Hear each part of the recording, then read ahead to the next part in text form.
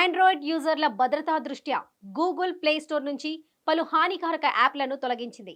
Cyber security సంస్థ మేకాఫే నివేదిక ఆధారంగా మొత్తంగా 13 యాప్లను తొలగించినట్టు వెల్లడించింది. తొలగించిన యాప్ల జాబితాను విడుదల చేసిన గూగుల్ వీటిని వినియోగదారులు కూడా తమ ఫోన్ల నుంచి తక్షణం తొలగించాలని సూచించింది. ఆండ్రాయిడ్ యూజర్లకు గూగుల్ కీలక సూచనలు చేసింది. భద్రతా సమస్యలున్న 13 యాప్లను ప్లేస్టోర్ నుంచి తొలగించింది.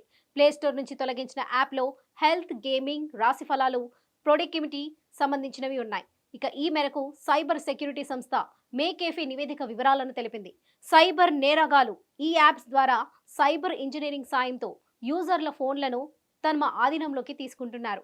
ఇక ఆ క్రమంలోనే ఆ తర్వాత ఆండ్రాయిడ్ పంపించే అలర్ట్ మెసేజ్లను డిసేబుల్ చేశారు. అనంతరం ఫోన్లో ప్రకటనలపై క్లిక్ చేయడం, యూజర్ల బ్యాంకింగ్ వివరాలతో అక్రమాలకు పాల్పడడం నిర్వహిస్తున్నారు. అందుకే వినియోగదారుల దృష్ట్యా ఈ యాప్లను తమ ఫోన్ల నుంచి తొలగించాలని సూచనలు చేసింది.